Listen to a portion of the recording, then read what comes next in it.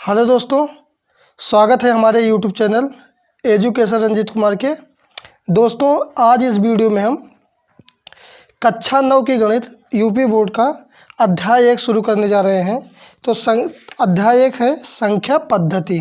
संख्या पद्धति क्या होती है, चलिए हम बताते हैं। तो दोस्तों, हम सबसे पहले क्या देखते हैं, दिया है पिछली कक्षाओं में आप संख्या रेखा के बारे में पढ़ चुके हैं।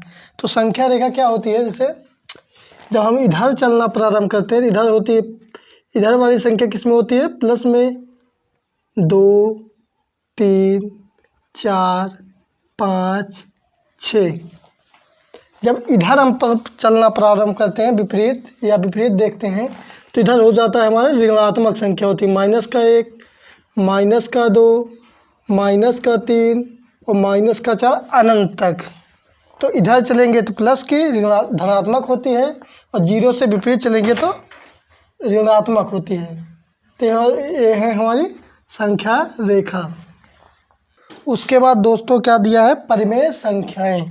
तो परिमेय संख्या क्या होती हैं दोस्तों, लिख सकते हैं परिमेय संख्या की परिभाषा। जिन संख्याओं को हम P/Q के रूप में लिख सके परिमेय संख्याएं कहलाती हैं। उसके बाद जहाँ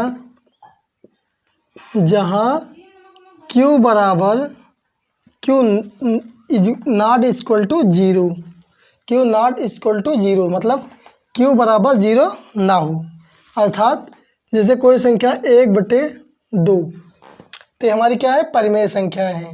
लेकिन अगर इसको 0 को भी हम एक परिमेय संख्या के रूप में लिख सकते हैं। देखिए कैसे, 0/1।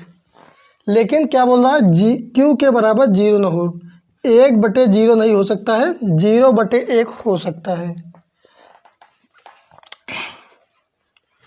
तो जहाँ Q बराबर 0 ना हो, जैसे 3/4, ये भी हमारे क्या है, परिमेय संख्याएं हैं।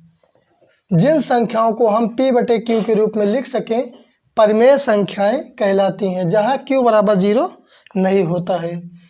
तो ये होती है हमारी परिमेय संख्याएं। दोस्तों, प्रश्नावली 1.1 का पहला क्वेश्चन दिया है, क्या 0 एक परिमेय संख्या है? क्या इसे आप P/Q के रूप में लिख सकते हैं, जहाँ P और Q पूर्णांक हैं और Q बराबर नॉट इक्वल टू 0 है, Q बराबर 0 नहीं है। तो क्या करेंगे, हाँ 0 एक परिमेय संख्या है। कारण क्या है, क्योंकि हम 0 इधर लिख सकते हैं 1, या 0/2 रख सकते हैं। 2 से 0 में भाग देंगे तो 0 आ जाएगा, तो कोई परिवर्तन नहीं होता। तो इसको लिख सकते हैं, यहाँ लिख सकते हैं 0/3। तो इसलिए 0 एक परिमेय संख्या है। उसके बाद फिर दिया है Q बराबर 0 नहीं है। देखिए यहाँ Q बराबर 0 नहीं दिया, क्योंकि इसमें 1 है। उसके बाद Q बराबर 0 नहीं है। Q बराबर इसमें क्या है, 1 है, इसमें 2 है, इसमें 3 है। दोस्तों, प्रश्नावली 1.1 का दूसरा क्वेश्चन दिया है, 3 और 4 के बीच में 6 परिमेय संख्याएं ज्ञात कीजिए। तो इसमें परिमेय संख्या ज्ञात करनी है। तो और किसके बीच के, 3 और 4 के बीच के 6 परिमेय संख्याएं ज्ञात करना है। तो सबसे पहले इसको हम क्या कहते हैं, जो 6 दिया है, 6 में 1 जोड़ देते हैं। पहले जितनी परिमेय संख्याएं ज्ञात करनी है उसमें 1 जोड़ देते हैं, तो 6 और 1 कितना हो जाएगा, 7।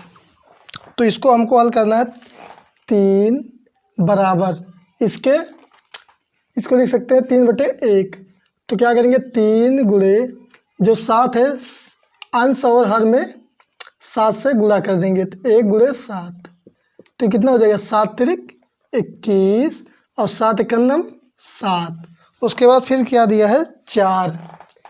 तो 4, तो इसके ऊपर इसको भी नीचे लिख सकते हैं 4/1। तो इसके भी तो 4, अब 4 में अंश और हर में 7 से गुणा कराएंगे, तो इसमें 7 से और इसमें भी 7 से, तो 7 चौक 28 और 7 एकम 7। अब इसके दोनों में बीच, इसके और इसके बीच की परिमेय संख्याएं ज्ञात करनी है। तो लिखेंगे 21/7 और 28/7 के बीच की परिमेय संख्याएं ज्ञात कीजिए।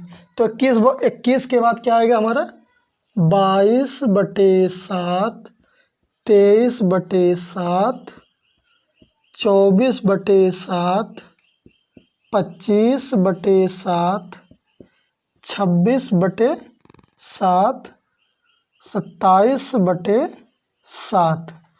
1 2 3 4 5 6, ये हमारे 6 परिमेय संख्याएं ज्ञात हो गई।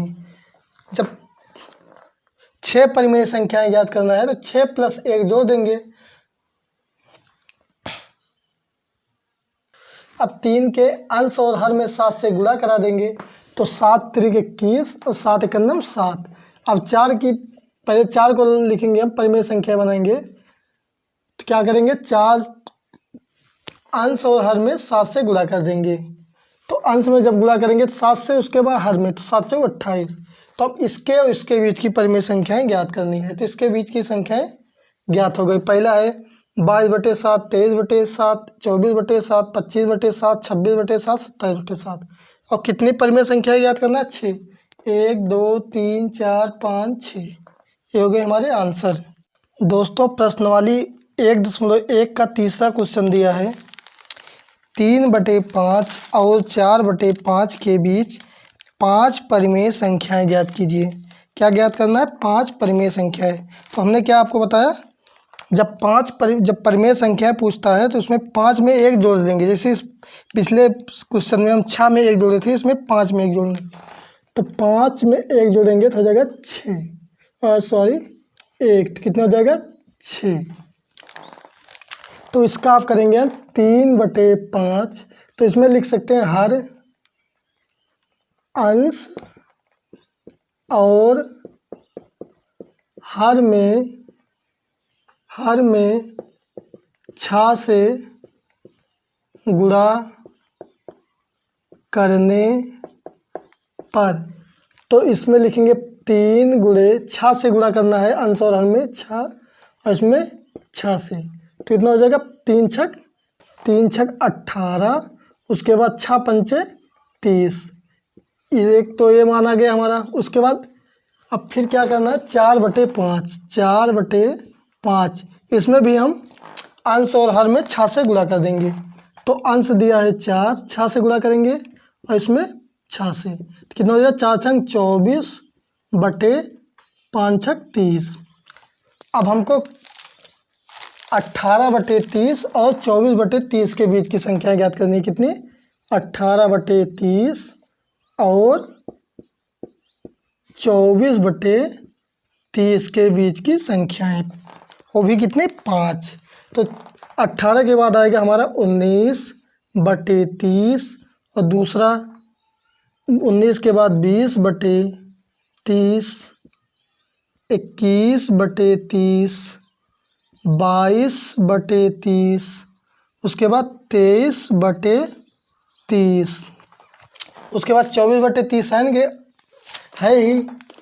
तो हमारे 5 परिमेय संख्याएं ज्ञात हो गई। पहला है 19/30, दूसरा है 20/30, तीसरा है 21/30 और चौथा है 22/30 और पांचवा है 23/30। और किसके भी हो गए 3/5 और 4/5 के बीच की संख्या, ये हमारी परिमेय संख्याएं 5 ज्ञात हो गई। दोस्तों प्रश्नवाली 1.1 का चौथा क्वेश्चन दिया है नीचे दिए गए कथन सत्य हैं या असत्य, कारण के साथ अपने उत्तर दीजिए। तो दिया है, पहला दिया है चौथे का, प्रत्येक प्राकृतिक संख्या एक पूर्ण संख्या होती है। ये तो हमारा है सत्य।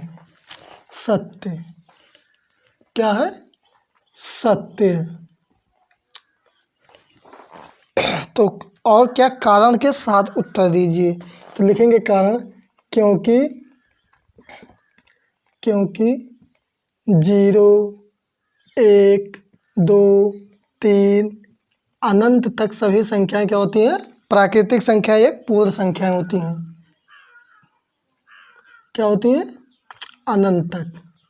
0, 1, 2, 3 अनंत तक क्या होती हैं हमारी संख्याएं, पूर्ण संख्या होती हैं। तो इसलिए लिखेंगे प्रत्येक प्राकृतिक संख्या एक पूर्ण संख्या होती हैं। दोस्तों चौथे का दूसरा क्वेश्चन है, प्रत्येक पूर्णांक एक पूर्ण संख्या होती है, यह है असत्य। क्या है, असत्य। असत्य क्योंकि तो दोस्तों उदाहरण के लिए देख सकते हैं, -2 एक पूर्णांक है, किंतु पूर्ण संख्या नहीं है। तो क्या क्वेश्चन बोल रहा था, प्रत्येक पूर्णांक एक पूर्ण संख्या होती है, इसलिए क्या है हमारे, जैसे -2 पूर्ण नहीं है, पूर्ण संख्या नहीं है लेकिन पूर्णांक है, तो इसलिए प्रत्येक पूर्णांक संख्याएं पूर्ण संख्याएं नहीं होती हैं। ये हमारे क्या है, चौथे का दूसरा असत्य क्वेश्चन है।